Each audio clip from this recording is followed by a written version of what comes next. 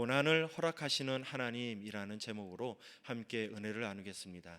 우리 함께 따라해 보실까요? 고난을 허락하시는 하나님. 저는 하나님을 모른 채 삶을 살아왔었습니다. 무신론자는 아니었고요. 이 영적인 세계에 그렇게 큰 관심을 갖지 않고 살았었습니다.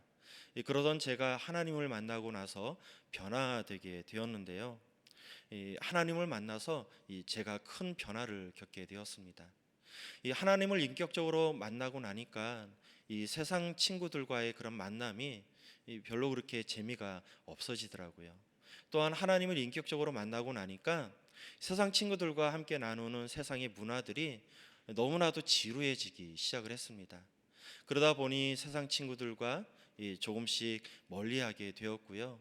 어느덧 이 세상 친구들은 다 떠나가게 되었고 그 자리를 믿는 우리 지체들로 또 친구들로 채워지게 되었습니다. 그러다 보니 이 교회 지체들과 많은 또 교제를 하게 되었는데요. 이 하나님의 은혜를 받다 보니까 하나님 말씀이 왜 그렇게 단지 이 꿀송이 같다라는 그런 말씀이 진짜 저에게도 그런 말씀이 다가오게 되었습니다. 또한 예배를 드릴 때 이 세상에서 맛볼 수 없었던 그런 기쁨이 또 즐거움이 행복함이 넘쳐날 수 있게 되었습니다. 제가 가장 은혜 받았던 예배 하면은 저녁 11시에 시작하는 매일 철야 예배가 있었습니다. 저는 그 매일 철야 예배를 드리면서 은혜를 많이 받았었는데요. 솔직히 직장을 다니면서 이 매일 철야 예배를 드린다는 것은 쉬운 일은 아니었습니다. 하루 종일 밖에서 일을 하고 밤 11시에 시작되는 예배에 들어가면 새벽에 돼서야 예배가 끝나게 되었는데요. 그 다음날 출근할 것을 생각하게 되면은 쉬운 결단은 아니었던 것 같습니다. 그런데 하나님의 은혜를 받다 보니까 이런 어려움들조차도 능히 감당이 될 수 있더라고요. 그래서 거기에서 많은 은혜를 받았던 기억이 있는데요. 지금도 매일 차례 예배하면은 그때 함께 예배드렸던 기도했던 그런 향수가 저에게는 아직도 남아 있습니다. 매일 차례 예배를 들어가면은 많은 성도님들이 함께 예배를 드리게 되었습니다. 그 성도님들 자세히 살펴보면은 나이가 지긋이 있으신 대부분 어르신들이 그 예배에 참석을 하게 되었는데요. 설교 시간이 다 끝나고 나서 기도하는 시간을 보면은 때로는 이런 분들이 좀 있으셨습니다. 눈물을 흘리면서 진짜 세상에서 어떻게 할 수가 없어서 하나님 붙잡고 하나님께 기도하시는 우리 어르신들 바라보게 되었습니다. 제 스스로 그런 어르신들을 바라보면서 한 가지 질문을 하게 되었는데요. 하나님을 믿고 사는 우리에게 왜 고난이 다가오게 되는가에 대한 그런 질문이었습니다. 이 고난을 통과했던 많은 사람들이 이 간증을 하는 것을 볼 수 있습니다. 저는 이 고난을 통해서 이 삶이 이렇게 변화되었습니다라고 고백을 합니다. 또 어떤 분들은 이 고난을 통해서 제가 이만큼 성장하게 되었습니다라고 이 간증하시는 분도 있습니다. 저는 이 고난을 통해서 하나님을 인격적으로 만났습니다라고 고백하는 그러한 성도님들도 있습니다. 자, 그런데 여러분, 만약에 이 고난을 주는 이유가 그렇게 삶이 변화되는 것이 목적이고 또 성장되어지는 것이 목적이고 하나님을 인격적으로 만나는 것이 목적이라고 한다면 우리 어르신들 이제는 좀 편한 삶을 살아가도 되지 않을까요? 우리 어르신들 어떤 분들입니까? 믿지 않는 가정에 와서 오직 많은 핍박을 받으며 오직 믿음 하나 가지고 이 삶을 이끌어 오셨던 분들입니다. 1970년대 80년대 전도하셔서 우리 교회에 큰 부흥을 일으키셨던 주역들이 바로 우리 어르신들이었다는 것입니다. 험한 세상 오직 믿음 하나 가지고 여기까지 오셨는데 이제는 좀 편히 사셔도 되는 것 아닐까요? 이 초대교회 성도들은 많은 핍박을 받으며 예수님을 믿게 되었습니다. 예수님께서는 그리스도입니다 라고 이야기를 하게 되면은 유대인들이 와서 이야기를 합니다. 어떻게 저주받은 십자가에 달려 죽은 예수가 그리스도가 될 수 있느냐라고 따져 묻게 되었습니다. 이번에는 예수님께서는 주님이시다라고 이야기를 하면은 로마인들이 와서 주님은 오직 로마 황제 가이사뿐이 없다라고 이야기를 하면서 그들을 핍박하게 되었습니다. 예수를 믿고 살아간다는 것, 그것 자체도 굉장한 많은 어려움이 있었다라는 것입니다. 그렇게 믿음을 키워나갔던 것이 바로 초대교회 성도들이었습니다. 그들의 고난은 거기에서 끝나지 않았다라는 것입니다. 그들 앞에는 더욱더 큰 환란이 기다리고 있었는데요, 로마 대화재를 통해서 그동안 감당하지 못했던, 바라보지 못했던 엄청난 환란이 그들 앞에 놓이게 되었다라는 것입니다. 사랑하는 성도 여러분, 이 환란을 통해서 수많은 초대교회 성도들이 순교의 피를 흘려야만 했습니다. 함께 예배드렸던 이 동역자들이 순교하는 그 모습을 바라보아야 했고요, 또 사랑하는 가족들이 순교의 피를 흘리는 그런 모습들을 바라보아야만 했다라는 것입니다. 또한 이런 모습들을 바라보았을 때 믿음을 지키기 위해서 그들은 신분을 감춘 채 은밀하게 하나님을 예배하며 하나님을 섬겨 나가야 되었다라는 것입니다.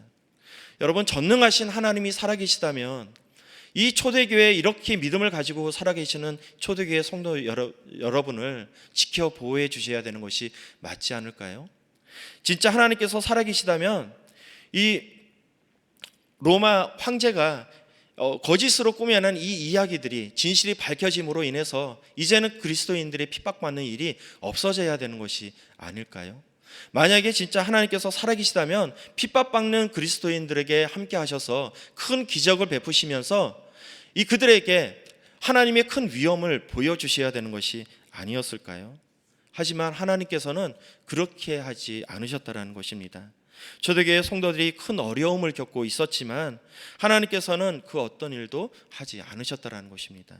하나님께서는 왜 그렇게 하셔야만 했었을까요? 이 세상을 살아가면서 고난을 좋아하는 사람은 아마 아무도 없을 것입니다. 모두가 피해가고 싶고 이왕이면 형통한 삶, 평탄한 삶을 살아가고 싶은 게 바로 우리들의 모습이라는 것입니다. 하지만 고난이라는 것은 우리 마음과는 상관없이 시시때때로 우리 삶에 다가오게 된다는 것입니다. 자, 이렇게 다가오는 고난, 우리는 어떻게 바라보아야 하는 것일까요? 또 어떻게 이것을 이해해야 하는 것일까요? 또 어떻게 이 문제들을 극복해 나가야 하는 것일까요? 자, 베드로는 우리에게 다가오는 고난을 크게 세 가지로 이야기를 하고 있습니다. 베드로전서 2장 19절로 20절 말씀입니다. 부당하게 고난을 받아도 하나님을 생각함으로 슬픔을 참으면 이는 아름다우나 죄가 있어 매를 맞고 참으면 무슨 칭찬이 있으리요. 그러나 선을 행함으로 고난을 받고 참으면 이는 하나님 앞에 아름다우니라. 이 첫 번째 19절 상반절 말씀을 살펴보니까 부당하게 받는 고난에 대해 이야기를 하고 있습니다. 이 고난은 자신이 잘못해서 받는 고난은 아닙니다. 이 단지 부당하게 받는 고난을 이야기하는 것입니다. 이전의 성경을 찾아보면 이 부당하게 받는 고난을 애매하게 받는 고난이라고 표현을 했는데요, 애매하게 고난을 받는 것을 이야기하는 것입니다. 하나님께서는 요나에게 니느웨에 가가지고 하나님의 말씀을 선포하라고 말씀을 주셨습니다. 그 말씀을 받았던 요나, 적국 아수르에 가서 말씀을 전하기 싫었습니다. 그래서 요나는 니느웨에 가는 배를 탄 것이 아니라 그 반대편에 가는 배를 타고 나아가게 되었습니다. 자, 이렇게 하나님 말씀을 거역하고 나아갔던 요나, 하나님께서는 그 뜻을 돌이켜서 니느웨로 보내기 위해서 큰 폭풍을 주시는데요, 우리 요나서 1장 4절로 5절 말씀입니다. 야훼께서 큰 바람을 바다 위에 내리심에 바다 가운데 큰 폭풍이 일어나 배가 거의 깨지게 된지라. 사공이 두려워하여 각각 자기의 신을 부르고 또 배를 가볍게 하려고 그 가운데 물건들을 바다에 던지니라. 그러나 요나는 배 밑층으로 내려가서 누워 깊이 잠이 든지라. 하나님께서는 불순종한 요나에게 이 고난을 허락하실 때 그와 함께 있었던 사람들은 덩달아서 고난을 받게 되었습니다. 그들이 고난을 받았던 이유는 자신들이 무슨 고난을 받을 만한 이유가 있어서 고난을 받았던 것이 아니었다라는 것입니다. 그냥 단지 그 자리에 있었기 때문에 요나가 받았던 그 고난을 똑같이 받게 되었다는 것입니다. 자, 이런 고난을 만나게 되면 어떻게 해야 하는 것일까요? 요나서 1장 15절 말씀입니다. 요나를 들어 바다에 던짐에 바다가 뛰노는 것이 곧 그친지라. 하나님께서는 불순종하는 요나를 버리고 다른 선지자를 통해서 니느웨에 가서 하나님의 말씀을 선포하게 하실 수 있었습니다. 하지만 하나님께서는 그렇게 하지 않으셨다라는 거예요. 왜 하나님께서는 그렇게 하지 않으셨을까요? 그것은 바로 요나가 변화되기를 원하셔서 구태여 요나를 니느웨로 보내서 하나님의 말씀을 선포하게 하셨다라는 것입니다. 마찬가지입니다. 하나님께서는 우리 또한 이 변화되는 모습을 원하시는데요. 그래서 하나님께서는 우리에게 연단이라는 것을 주시는 것입니다. 우리의 모난 부분을 깎으시고 부족한 것을 채워가시면서 이 연단을 통해서 예수 그리스도를 닮아가도록 우리를 그 연단의 훈련을 허락하신다는 것입니다. 제가 청년부에 있을 때 이런 일들이 있었습니다. 재정훈련을 받고 있는 연단을 받고 있는 이 청년들이 있었는데요. 우리는 나눠주고 베풀고 섬기는 것이 우리 그리스도인의 본분이라고 배웠습니다. 그래서 이 청년들이 어려움을 당하게 되면은 이 물질로 후원도 해주고 또 도와주는 일들이 종종 있었는데요. 이 멀리서 바라보게 된다라면은 그것은 어떻게 보면 하나님의 뜻에 벗어난 행동이라 볼 수 있는 것입니다. 하나님께서는 물질의 훈련을 통해서 이 재정관을 정확하게 심어주기를 원하시는데 물질로 계속 섬겨주게 된다면은 그 연단의 훈련 과정이 틀어질 수 있다라는 것입니다. 그렇기 때문에 우리는 그 멀리서 바라보면서 이것이 하나님께서 주시는 연단인가 아니면은 이 사상책에 오는 어려움인가를 잘 분별할 줄 알아야 된다는 것입니다. 이와 같이 연단의 훈련의 과정에 있는 사람들을 보면 그 옆에 있는 것이 아니라 한 발자국 뒤에 물러서서 그를 위해서 중보의 기도를 해주는 것이 바로 우리가 해야 할 일이라는 것입니다. 이와 같이 연단과 또 하나님의 일하심을 바라보며 또 그들을 위해 중보해 가시는 저와 여러분 되시기를 주님의 이름으로 부탁드리겠습니다. 자, 두 번째 20절 말씀을 살펴보니까 베드로는 죄로 인해 받는 고난에 대해 언급하고 있습니다.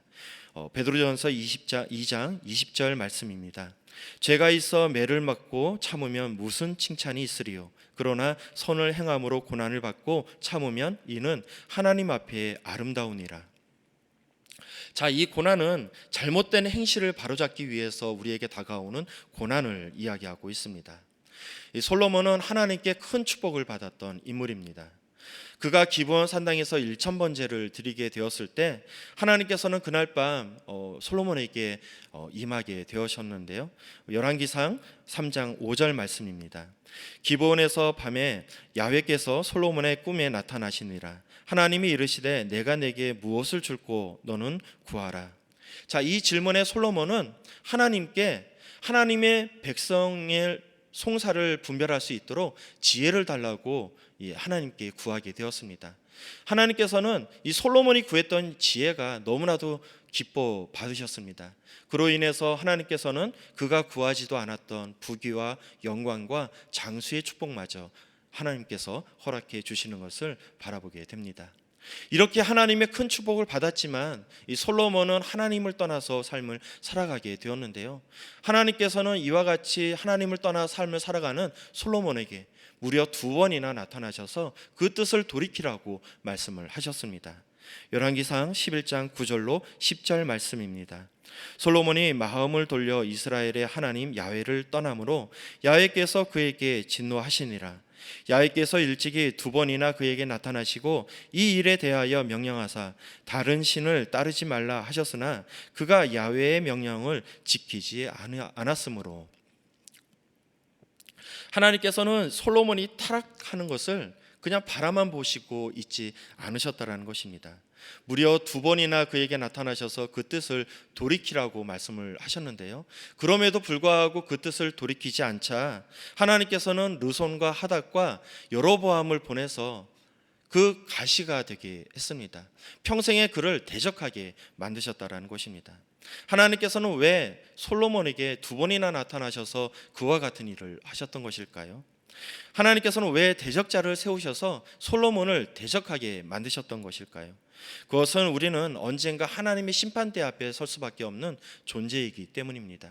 여러분, 하나님의 심판대 앞에 선다라는 것은 이 결론은 판결 선고되는 자리에 서게 된다라는 것입니다. 그로 말미암아 이제는 판결이 나는 그 자리에 있기 때문에 그 자리에 서기 이전에 하나님께서는 그 뜻을 돌이키라고 우리에게 이 고난을 주게 된다라는 것입니다. 죄로 인해 받는 고난의 목적은 분명합니다. 그것은 바로 이 뜻을 돌이키라고 주는 고난이라는 것입니다. 그렇기 때문에 이 뜻을 돌이켜서 회개하고 뜻을 돌이키게 된다면 이 고난은 멈추게 되는 것입니다. 그러므로 우리의 잘못을 잘 살펴보면서 하나님께서 주시는 고난 가운데 나에게 무슨 죄가 있는가 살펴보고 그것을 회개함으로 뜻을 돌이킴으로 이 고난을 또 넘어가시는 여러분 되시기를 주님의 이름으로 축복드리겠습니다. 자, 마지막 세 번째 고난은 의를 행하는 데 오는 고난입니다. 자, 베드로전서 3장 14절 말씀인데요. 그러나 의를 위하여 고난을 받으면 복이 있는 자니 그들이 두려워하는 것을 두려워하지 말며 근심하지 말고. 자, 이 고난은 의를 행하면서 받는 고난을 말하고 있습니다. 자, 하루는 하나님께서 아브라함에게 나타나셨는데요. 창세기 22장 2절 말씀입니다.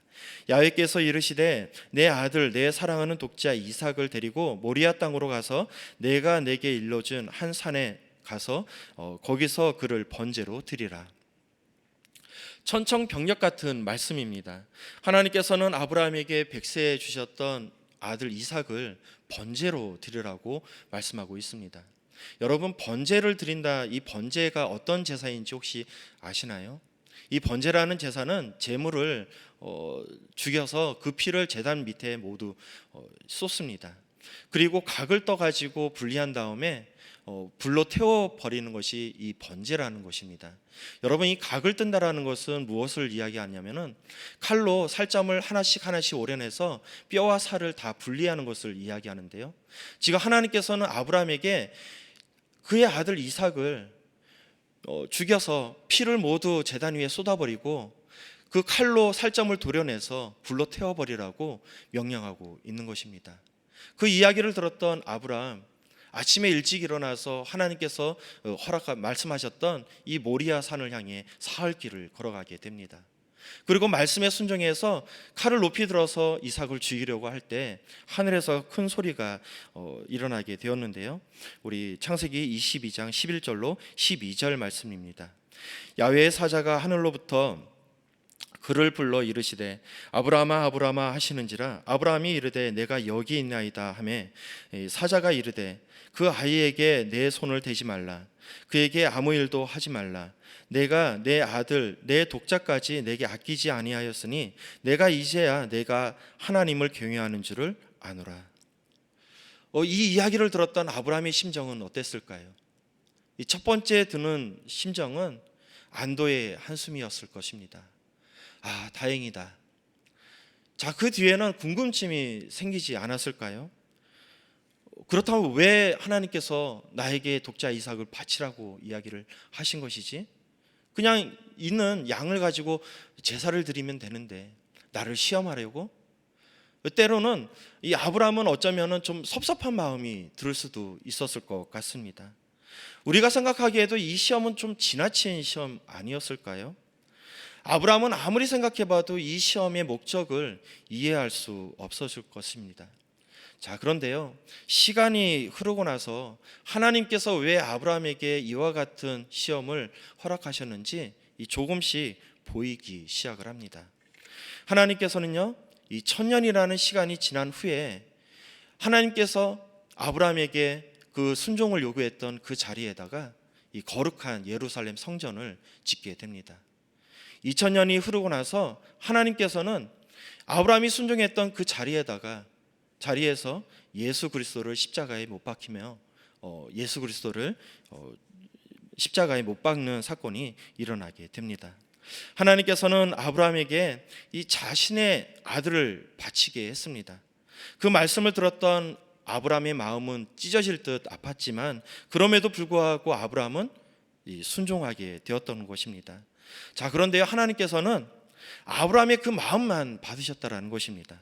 하나님께서는 저와 여러분을 살리기 위해서 당신의 하나뿐인 독생자를 그 자리에서 십자가에 매달아 죽이셨는데요. 십자가에 달린 예수님께서 고통 가운데 절규하셨습니다. 나의 하나님, 어찌하여 나를 버리셨나이까? 이와 같이 예수님께서 절규하며 나아갔을 때 하나님께서는 귀를 막으시고 눈을 돌리시면서 십자가에 매달려 죽는 것을 바라보게 되었습니다. 왜 그렇게 하셨을까요? 그것은 바로 저와 여러분을 살리기 위해서 하나님께서는 예수님을 십자가에 못 박으셨다라는 것입니다. 사랑하는 성도 여러분, 우리가 인생을 살아가다 보면 크고 작은 고난 가운데 놓여질 때가 있습니다. 이때로는 앞서 이야기했던 것처럼 우리가 이 고난의 목적을 깨닫는 것도 있지만, 이때로는 우리가 이 고난이 왜 오는가 이해하지 못하는 고난이 우리 삶 가운데 올 수도 있다라는 것입니다. 하지만 우리가 바라봐야 할 것은 바로 좋으신 하나님을 바라보아야 할 것입니다. 우리가 이해하지 못한다고 해서 하나님의 계획 없이 우리에게 고난을 주는 것은 아니다라는 것입니다. 우리가 고난 가운데 얼마만큼 많이 어려워하는지, 얼마만큼 많이 힘들어하는지 하나님께서는 이 모든 것을 다 바라보시고 알고 계시다라는 것입니다. 그럼에도 불구하고 우리에게 고난을 주시는 것, 그것은 하나님의 목적이 있기 때문에 우리에게 고난을 주시는 줄 믿습니다. 그러므로 인해서 우리가 이 고난 가운데 우리 믿음의 선배들이 했던 것처럼 하나님을 온전히 신뢰하며 나아가는 저와 여러분이 되기를 축복드리겠습니다. 독자 이삭을 맡김없이 바치셨던 이 아브라함의 믿음, 초대교회 성도들, 옆에 있는 우리 성도들이 죽어가면서 그런 것들을 바라보면서도 결코 믿음이 흔들리지 않고 믿음을 지켜나갔던 초대교회 성도들의 그러한 믿음을 바라보면서 이와 같은 믿음으로 하나님께 영광 올려드리는 저와 여러분 되시기를 주님의 이름으로 축복드리겠습니다. 아멘. 기도하시겠습니다. 사랑과 은혜가 충만하신 하나님 아버지, 우리가 때때로 기가 막힐 웅덩이에 빠져 이러지도 저러지도 못할 때가 많이 있었습니다. 이럴 때 더욱 좋으신 하나님을 바라보게 하여 주시옵소서. 우리 모두가 이 어려운 시간들을 잘 이겨나갈 수 있도록 하여 주시옵고, 또 우리의 도움이 오직 야훼 하나님께로 나옴을 다시 한번 고백하게 하여 주시옵소서. 언제나 이 말씀 붙들며 삶을 살아가게 하여 주시옵고, 이 고난을 통하여 하나님을 더욱더 알아갈 수 있도록 축복하여 주시옵소서. 요즘 코로나19로 많은 어려운 가운데 있습니다. 조속히 치료제가 개발되게 하여 주시옵고, 모든 바이러스가 박멸되게 하여 주시옵소서. 이제 주님의 전에 나와 마음껏 주님을 찬양하며 예배드릴 수 있도록 축복하여 주시옵소서. 우리 여의도 순복음 분당교회를 축복하여 주시옵소서. 성령으로 더욱더 충만한 교회가 되게 도와주시옵소서. 마지막 날 땅끝까지 이르러 복음을 증거하는 데 귀하게 쓰임받는 우리 교회가 되게 하여 주시옵소서. 또 우리 교회를 이끌어 나아가시는 우리 황성욱 담임 목사님, 성령으로 기름 부어 주시옵고, 또 우리 교회를 잘 이끌어 나갈 수 있도록 지혜를 더하여 주시옵소서.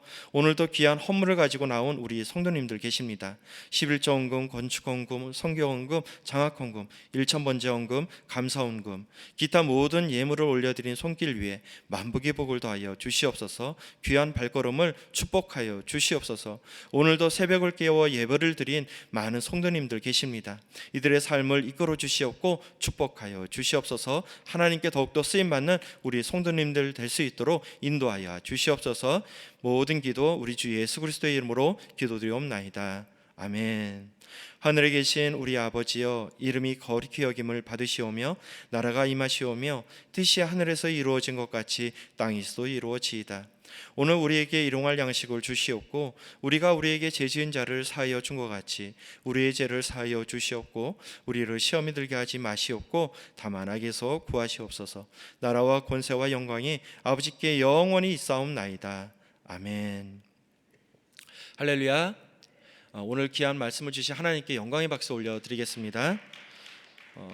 이제 기도하는 시간입니다. 나라와 민족을 위해서 우리 조용기 올로 목사님 빠른 회복을 위해서, 황선욱 담임 목사님 귀한 사역을 위해서, 우리 교회에 파송한 선교사님들을 위해서 성령 충만과 또 개인 문제 해결을 위해서, 또한 오늘 주신 말씀을 생각하면서 우리 다 같이 주여 삼창하시고 함께 기도하시겠습니다. 주여, 주여, 주여.